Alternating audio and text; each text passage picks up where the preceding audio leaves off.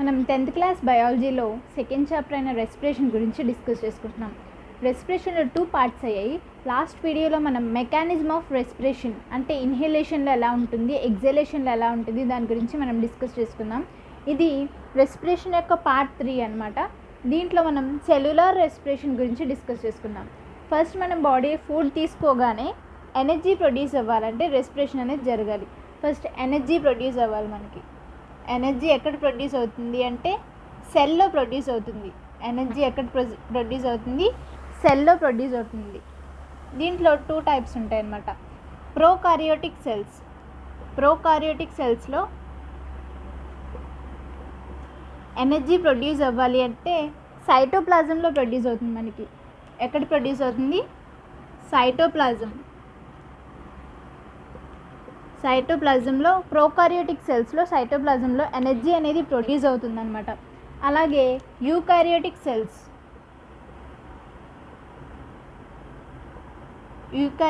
సెల్స్లో energy అనేది సైటోప్లాజంతో పాటు మైటోకాండ్రియాలో కూడా ప్రొడ్యూస్ అయ్యి అక్కడ స్టోర్ అవుతుందన్నమాట. Cytoplasm and mitochondria. అందుకే మనం మైటోకాండ్రియాని ఏమంటాము అంటే మైటోకాండ్రియాని మనం power house of the cell అంటాం. Power house of the cell ఎవరు అంటే మైటోకాండ్రియా అన్నమాట. దీంట్లో మైటోకాండ్రియాలో ప్రొడ్యూస్ అవుతుంది కదా. సో ఎలా ప్రొడ్యూస్ అవుతుంది అని అంటే ఎలా ప్రొడ్యూస్ అవుతుంది? Break down of glucose. Heat ద్వారా గ్లూకోజ్ అనేది బ్రేక్ డౌన్ అవుతుంది. బ్రేక్ డౌన్ ఆఫ్ గ్లూకోజ్ ద్వారా ఎనర్జీ అనేది ప్రొడ్యూస్ అయ్యి ఆ ఎనర్జీ మనకి ఏ ఫామ్లో స్టోర్ అవుతుంది అని అంటే చాలా ఇంపార్టెంట్, ఏటీపీ ఫామ్లో స్టోర్ అవుతుంది. ఎలా స్టోర్ అవుతుంది? ఏటీపీ ఫామ్లో మనకి స్టోర్ అవుతుంది. ఏటీపీ అంటే ఎడినోసిన్ ట్రైఫాస్ఫేట్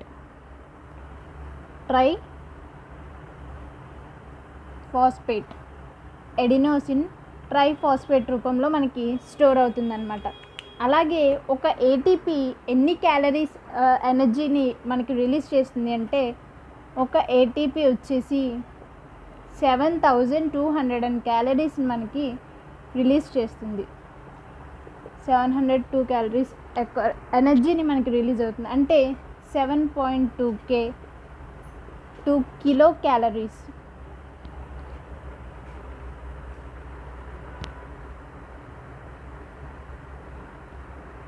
ఒక ఏటీపీ మాలిక్యూల్ వచ్చేసి మనకి 7200 క్యాలరీస్ని ఆర్ 7.2 కిలో క్యాలరీస్ని మనకి అమౌంట్ ఆఫ్ ఎనర్జీని రిలీజ్ చేస్తుందన్నమాట. ఇలా మనకి ఏటీపీ మాలిక్యూల్స్ మజిల్స్లో అలా స్టోర్ అయ్యి ఆ ఏటీపీస్ అనేవి ఏడీపీస్గా మారిపోతాయి. మజిల్స్లో స్టోర్ అయ్యి ఉన్న ఈ క్యాలరీస్ ఏడీపీగా మారిపోతుంది. ఏడీపీ అంటే ఎడినోసిన్ డైఫాస్ఫేట్. 3 ఫాస్ఫేట్లు కాస్త 2 ఫాస్ఫేట్లుగా మారిపోతాయి అన్నమాట. Adenosine diphosphate. Types of respiration గురించి ఇప్పుడు చూద్దాం. టైప్స్ ఆఫ్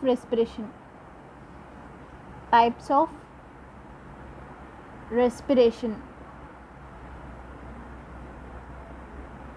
మనలో రెస్పిరేషన్ అనేది ఎన్ని టైప్స్గా జరుగుతుంది అంటే 2 టైప్స్గా జరుగుతుంది.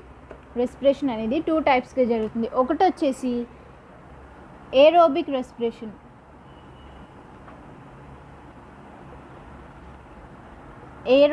రెస్పిరేషన్. ఫస్ట్ ఏరోబిక్ రెస్పిరేషన్ అంటే ఏంటో చూద్దాం మనం. ఏరోబిక్ రెస్పిరేషన్ అంటే ఇక్కడ ఆక్సిజన్ ప్రెజెన్స్లో అంటే ఆక్సిజన్ ఉన్నప్పుడు జరుగుతుంది. ఏరోబిక్ రెస్పిరేషన్ అంటే it occurs in the presence of oxygen. It occurs in the presence of oxygen or O2. In the presence of oxygen. Aerobic respiration ఎప్పుడు జరుగుతుందంటే ఆక్సిజన్ ఉన్నప్పుడు జరిగితే దాన్ని, ఏదైనా రెస్పిరేషన్ ఆక్సిజన్ ఉన్నప్పుడు జరిగితే దాన్ని ఏరోబిక్ రెస్పిరేషన్ అంటాం అనమాట. ఎగ్జాంపుల్ తీసుకుందాం. ఏరోబిక్ రెస్పిరేషన్లో మనం యోగా చేస్తాం, plenty of oxygen, amount of oxygen మనం తీసుకుంటూ ఉంటామన్నమాట. సో దాన్ని మనం ఏరోబిక్ రెస్పిరేషన్ అంటాం. డూయింగ్ యోగా ప్లెంటీ ఆఫ్ ఆక్సిజన్ని మనం రిలీజ్ చేస్తూ ఉంటాం, ఇన్హేల్ చేసుకుంటూ ఉంటాం అన్నమాట. ఇక్కడ ఏమవుతుంది అంటే చాలా హై అమౌంట్ ఆఫ్ ఎనర్జీ అనేది రిలీజ్ అవుతుంది. హై అమౌంట్ ఆఫ్, చాలా ప్రశాంతంగా ఉంటుంది కదా మనకి యోగా చేసేప్పుడు. So high amount of energy మనకు ఉంటుంది అనమాట.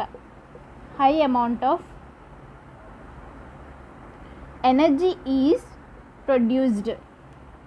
High amount of energy is produced. ఆ తర్వాత ఆక్సిజన్ కూడా హైగా ఉంటుంది మనలో. High O2. మనం యోగా చేసేప్పుడు జరిగే రెస్పిరేషన్ ఏంటి అంటే ఏరోబిక్ రెస్పిరేషన్. ఎందుకు అంటే మనం ప్లెంటీ ఆఫ్ ఆక్సిజన్ లంగ్స్ నిండా తీసుకుంటాం అనమాట. అలా ఇప్పుడు సెకండ్ టైప్ ఆఫ్ రెస్పిరేషన్ని మనం ఎనరోబిక్ రెస్పిరేషన్ అంటాం. ఎన్ఏరోబిక్ అంటే దానికి ఆపోజిట్ అనమాట. ఎనరోబిక్ రెస్పిరేషన్ అంటే it occurs in the very little amount of oxygen or low amount of oxygen అనమాట. చాలా తక్కువ ఉన్నప్పుడు జరుగుతుంది. ఆర్ ఆబ్సెన్స్ ఆఫ్ ఆక్సిజన్ అని కూడా అనొచ్చు. It occurs in the absence of O2 or oxygen. absence of O2 or oxygen అనమాట. Anaerobic respiration అంటే ఏంటి? ఆబ్సెన్స్ ఆఫ్ O2 లేదా లో అమౌంట్ ఆఫ్ O2 ఉన్నప్పుడు మనకి ఎనరోబిక్ రెస్పిరేషన్ అని జరుగుతుంది. ఒక ఎగ్జాంపుల్ తీసుకుందాం. మనం విగరస్గా ఎక్సర్సైజ్ చేస్తున్నాం, లేదంటే రన్నింగ్ చేస్తున్నాం, చాలా స్పీడ్గా రన్ చేస్తున్నాం. అప్పుడు మన బాడీ ఏమంటుంది? నాకు ఆక్సిజన్ కావాలి అంటుంది. సో అప్పుడు మన బాడీలో జరిగేది ఆక్సిజన్ చాలా లిటిల్ అమౌంట్ ఉంటుంది. సో దాన్ని, ఆ రెస్పిరేషన్ని మనం ఎనరోబిక్ రెస్పిరేషన్ అంటాం. సో రన్నింగ్ అని చెప్పుకోవచ్చు. రన్నింగ్ అనేది ఎనరోబిక్ రెస్పిరేషన్. దీంట్లో ఏమవుతుంది చూద్దాం ఇప్పుడు. దీంట్లో మనకి లో అమౌంట్ ఆఫ్ ఎనర్జీ, చాలా తక్కువ ఎనర్జీ మనకి రిలీజ్ అవుతుంది అనమాట. Low amount of energy is produced. Low amount of energy is produced.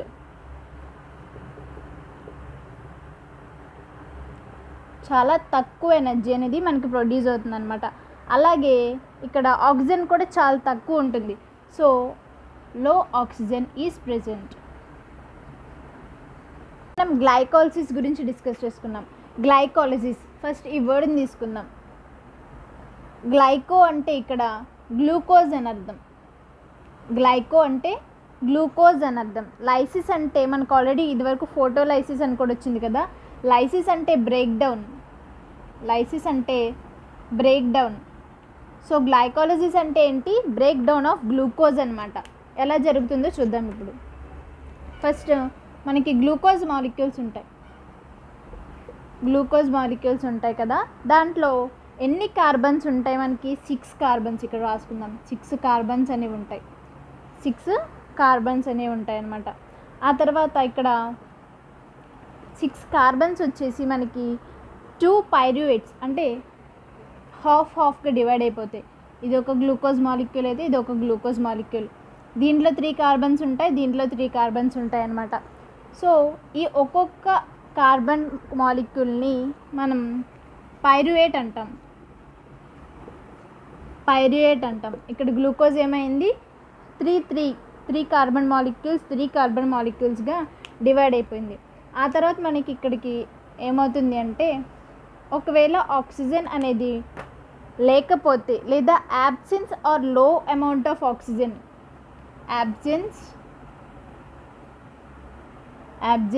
Are low amount of oxygen, low amount of O2 ఉంటే ఇక్కడ ఎనరోబిక్ రెస్పిరేషన్ జరుగుతుంది.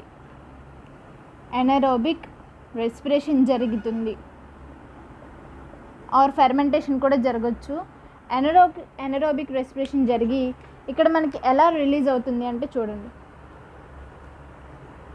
ఒకటేమో లాక్టిక్ యాసిడ్గా రిలీజ్ అవుతుంది, బాడీలో లాక్టిక్ యాసిడ్గా స్మాల్ అమౌంట్ ఆఫ్ ఎనర్జీ, చాలా తక్కువ ఎనర్జీ మనకి రిలీజ్ అవుతుంది అనమాట. ఎంత అమౌంట్ ఆఫ్ ఎనర్జీ రిలీజ్ అవుతుందంటే జస్ట్ 2 ATPs అనేవి మనకి ఇక్కడ రిలీజ్ అవుతాయి. 2 ATPs మాత్రమే రిలీజ్ అవుతాయి. ఒకవేళ లాక్టిక్ యాసిడ్ రిలీజ్ కాకపోతే ఎథనాల్ అనేది మనకి రిలీజ్ అవుతుంది. ఎథనాల్ ప్లస్ చాలా లో అమౌంట్ ఆఫ్ ఎనర్జీ అనేది మనకు రిలీజ్ అవుతుంది అనమాట, చాలా లో అమౌంట్ ఆఫ్ ఎనర్జీ. ఇక్కడ లాక్టిక్ యాసిడ్ అనేది ఎటువంటి వాటిలో రిలీజ్ అవుతుంది అంటే బ్యాక్టీరియాలో రిలీజ్ అవుతుంది, బ్యాక్టీరియాలో లాక్టిక్ యాసిడ్. అలాగే ఎథనాల్ అనేది ఎక్కడ రిలీజ్ అవుతుంది అంటే ఎగ్జాంపుల్ ఈస్ట్లో రిలీజ్ అవుతుంది అనమాట, ఈస్ట్లో రిలీజ్ అవుతుంది. ఒకవేళ ఇది ఏంటి absence or low amount of oxygen ఉంటే, అదే హై అమౌంట్ ఆఫ్ ఆక్సిజన్ ఉంటే ఇంకోలా డివైడ్ అవుతుంది అనమాట. హై అమౌంట్ ఆఫ్ ఆక్సిజన్ ఉంటే ఏరోబిక్ రెస్పిరేషన్ అవుతుంది. ఇది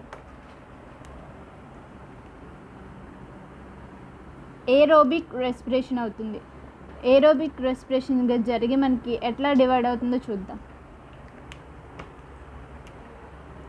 ఏరోబిక్ రెస్పిరేషన్గా జరిగి మనకి water plus high amount of energy, ఏంటి వాటర్ అంటే H2O plus high amount of energy. ఇక్కడ చాలా లో అమౌంట్ ఆఫ్ ఎనర్జీయే కానీ లో అమౌంట్ ఆఫ్ ఎనర్జీ. కింద చూసుకుంటే మనకి చాలా high amount of energy release అవుతుంది అనమాట, high amount of energy.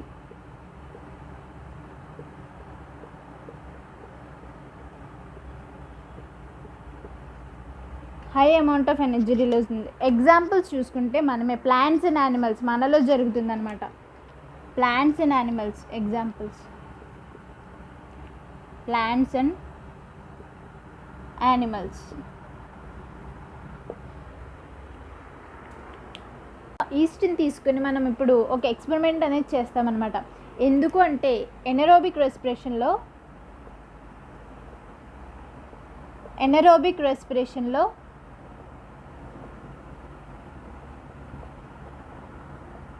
Heat అలాగే carbon dioxide CO2 and heat produce అవుతాయని చూపించడానికి ఎక్స్పెరిమెంట్ చేస్తాం ఈస్ట్ తీసుకుని. ఫస్ట్ మనం ఏం చేయాలి అంటే దీంట్లో ఒక flask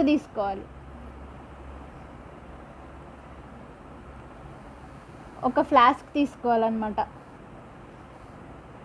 suppose assume this is a flask. దీంట్లో మనం గ్లూకోజ్ సొల్యూషన్ తీసుకోవాలి. గ్లూకోజ్ సొల్యూషన్ ఎలా తీసుకోవాలి అంటే ఒక 1 మినిట్ అది హీట్ చేసి షేక్ చేయకుండా కూల్ చేస్తే దాంట్లో ఆక్సిజన్ అనేది రిమూవ్ అయిపోతుంది అనమాట. ఏం చేయాలి, వేడి చేసి చల్లార్చిన గ్లూకోజ్ సొల్యూషన్ తీసుకోవాలి.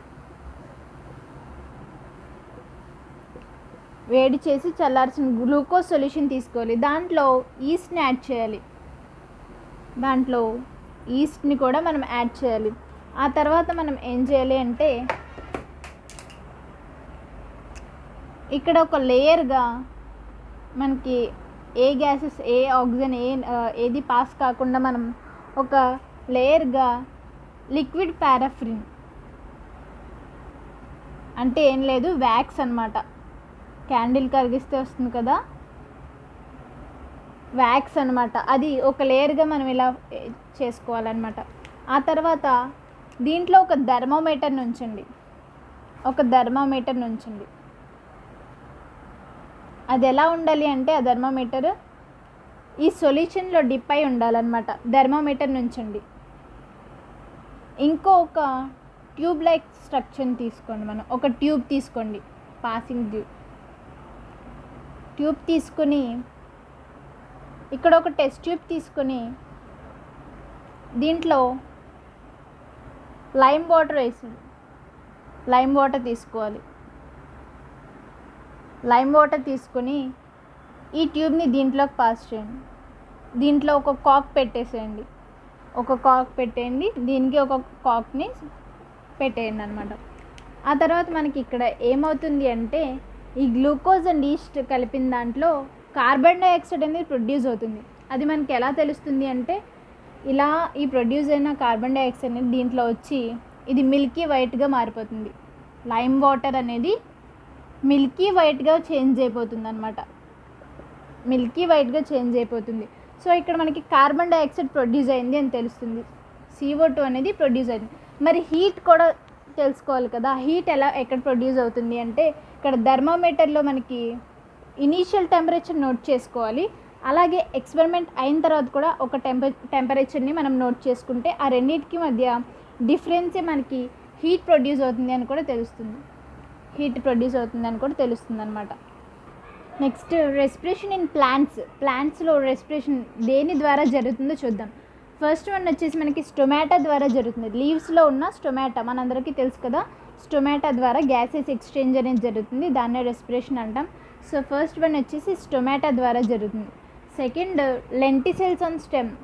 ఇక్కడ మనకి స్టెమ్ పార్ట్లో చిన్న చిన్న చిన్న చిన్న బ్లాక్ పోర్స్ అనేవి ఉంటాయి అన్నమాట. వాటిని లెంటిసెల్స్ అంటాం. జరిగితే స్టొమాటా ద్వారా జరుగుతుంది, ఆర్ లెంటిసెల్స్ ద్వారా కూడా జరగవచ్చు అనమాట.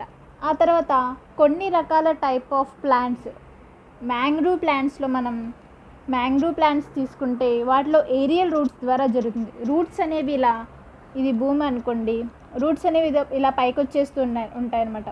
వీటి ద్వారా కూడా రెస్పిరేషన్ అనేది జరుగుతుందన్నమాట. ఆ తర్వాత రెస్పిరేషన్ ఇన్ ఆర్గనిజమ్స్లో రెస్పిరేషన్ చూసుకుంటే ఫస్ట్ కాక్రోచ్ ఆర్ గ్రాస్ హోపర్లో మనకి ట్రేకియా ద్వారా రెస్పిరేషన్ జరుగుతుంది. ట్రేకియా అంటే మనం ఆల్రెడీ డిస్కస్ చేసుకున్నాం కదా. సో ట్రేకియా ద్వారా జరుగుతుంది. ఆ టైప్ ఆఫ్ రెస్పిరేషన్ని మనం ట్రేకియల్ రెస్పిరేషన్ అంటామన్నమాట.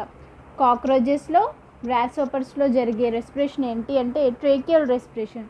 ఆ తర్వాత ఫిషెస్లో గిల్స్ ఇలా ఉంటాయి చూడండి, చేపకి పక్కన గిల్స్ ఆర్ బ్రాంకే వీటి ద్వారా రెస్పిరేషన్ అనేది జరుగుతుంది.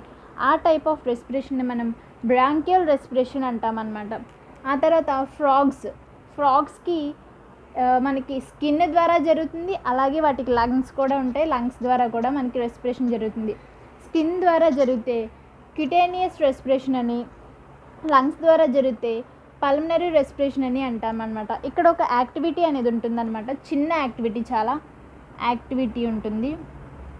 యాక్టివిటీ ఏంటంటే ఒక బాక్స్ లాంటిది, ఒక బీకర్ లాంటిది తీసుకోండి, మూత ఉన్న బీకర్ లాంటిది తీసుకోండి. సో దీంట్లో కొన్ని స్ప్రౌట్స్ వేసేయండి. కొన్ని స్ప్రౌట్స్ ఒక డే నానబెట్టేసిన తర్వాత sprouts or Bengal gram or moong dal ఏదో కొన్ని స్ప్రౌట్స్ వేసేయండి. స్ప్రౌట్స్ వేసిన తర్వాత వాటిని ఏం చేయాలి, వేయకముందు ఒక 1 day అనేది నీళ్ళలో నానబెట్టాలి. వేసిన తర్వాత ఇక్కడ పక్కన ఒక చిన్న బీకర్లో లైమ్ వాటర్ తీసుకోండి. లైమ్ వాటర్ తీసుకోండి. ఈ బీకర్ని క్లోజ్ చేసేసుకోండి. ఒక కాక్ పెట్టేసి క్లోజ్ చేసేసుకోండి ఆ బాక్స్ని. ఒక గాజు సీసా అన్నమాట ఇది. గాజు సీసాని క్లోజ్ చేసేసుకోండి. సో ఇక్కడ ఏం జరుగుతుంది అంటే ఎనరోబిక్ జరుగుతుంది అన్నమాట.